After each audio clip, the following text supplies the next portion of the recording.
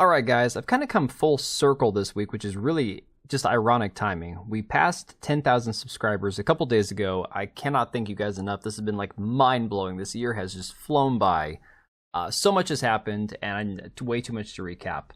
But again, thank you to everybody who's been here for a long time, for a short time, supporting the channel. You guys are the reason we're here. You guys are the reason this all happens. But the timing could not be more ironic because a lot of my coverage that kind of blew up my channel revolved around Sweet Baby Inc. back in March. In fact, one of my biggest videos to date was back in March when the entire Sweet Baby Inc., Kabrutus Rambo, Chris Kindred drama all kicked off with, they decided to label Gamergate 2.0. And of course, immediately, Kotaku ran out there. Alyssa Mercante wrote this article, Sweet Baby Inc. doesn't do what some gamers think it does. And remember, I was not around for Gamergate 1. I was too busy dealing with life and kids and whatnot. I was not aware of its existence until a couple years ago. Then when you start realizing that a lot of it had to do with, again, ethics in journalism and everything else behind the scenes, the muck and the disgusting behavior of these people. And then you start realizing back, again, as back as far as March, we had Alyssa Mercante and Kotaku running cover for Sweet Baby Inc. It allegedly is just the same kind of behavior that we saw 8 years ago, 10 years ago with, again, Gamergate 1.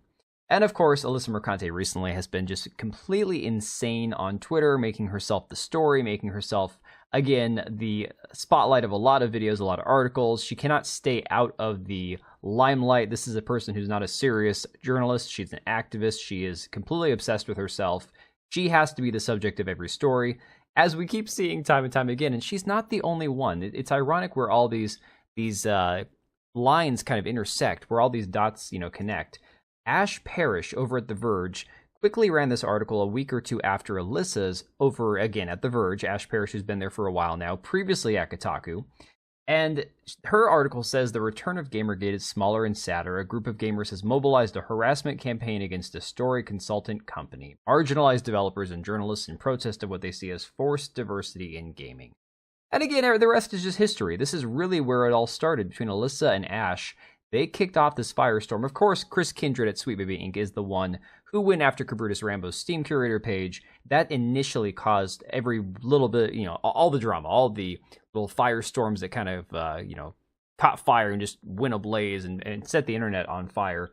But of course, we have since seen Sweet Baby Inc. doing their best to quietly remove clients from their list. We saw them back in September remove Square Enix from their list of clients. And again, I think it's worth pointing out that this does not mean, like I've said before, that Square Enix is done working with Sweet Baby Inc.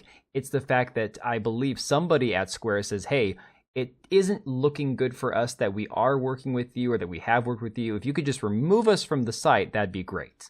Again, we saw Capes, a game that nobody had even heard of before, get added to the DEI detected website because of its involvement with Sweet Baby Inc. Again, them listed here in the credits. Chris Kindred, of course, right down there.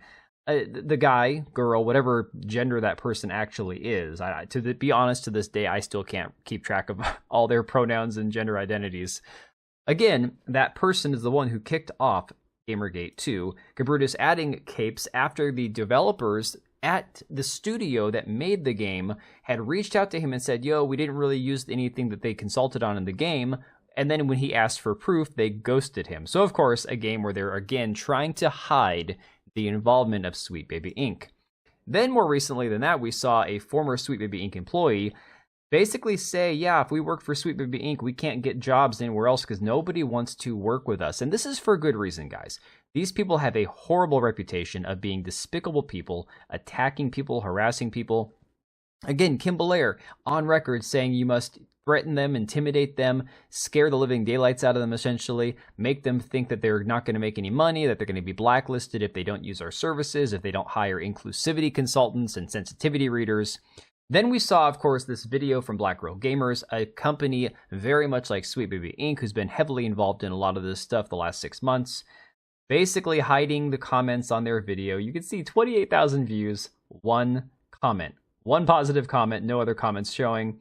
This video actually got Smash JT's YouTube channel copyright struck because Black Girl Gamers sent a false copyright strike against him, which has since been removed. But again, these people are absolute scum simply because he covered them they went after him.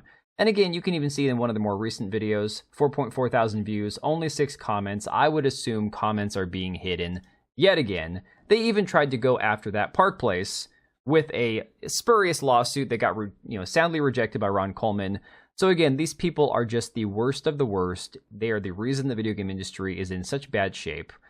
Okay, let me rephrase that. They are one of the reasons the video game industry is in such bad shape.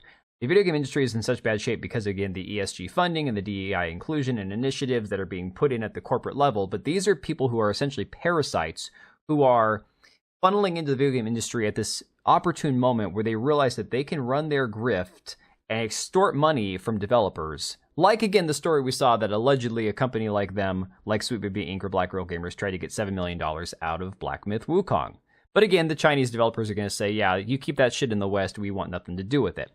Now today, it's been reported on by Smash JT, and a lot of other people have covered it, that Sweet Baby Inc. is essentially on the run. They are now hiding all of their clients. Now, again, I was very skeptical when I first looked at their website. I'm like, well, it just looks like they revamped the website. I don't see anything different. But as you go along, their new header says Sweet Baby Inc. is an award-winning team of writers and narrative designers who help make stories better.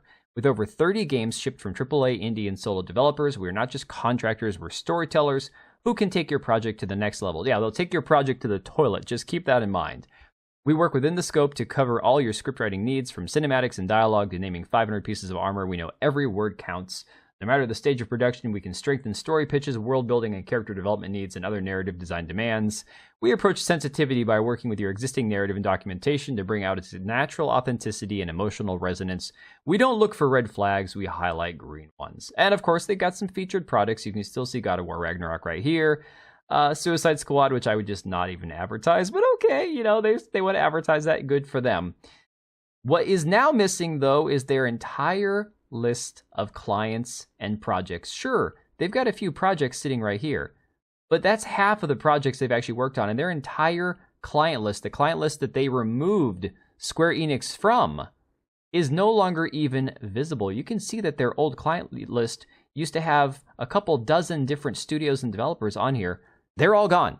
Every bit of that is hidden. So while that might not be evidence that they essentially are shutting down, that they are losing money, that they're no longer going to be existing, it certainly is evidence that their clients are telling them, or that they're getting the idea from their clients, that people don't want to buy products that are associated with Sweet Baby.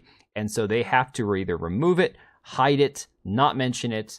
It's insane that we are finally reaching this point where they're getting the blowback and the pushback that they deserve due to their horrible behavior the past 6 months and the negative effect that they have had across the video game industry as a whole. So let me know what you guys think about all this. Again, I don't think this is a sign that Sweet Baby Inc. is shutting down just yet, but it is a positive sign that they are terrified. Again, they wanted their employees, their customers, their potential clients to be terrified, but I think they're the ones who are actually scared. Let me know what you guys think about all this, and I will catch you on the next one. All right, and if you made it this far, thank you so much for watching the video. Thank you for being here. I do have 2 channels, Minimal Effort Podcast, as well as my gaming channel. I do have a Twitch and Kick for my gaming channel. We do live streams over there occasionally, maybe once a week. And then if you are in the market for a new PC, make sure to check out Meta PCs. Click the link I have down below. Use code TBO at checkout for a special discount. Thanks again for watching, and I'll see you next time.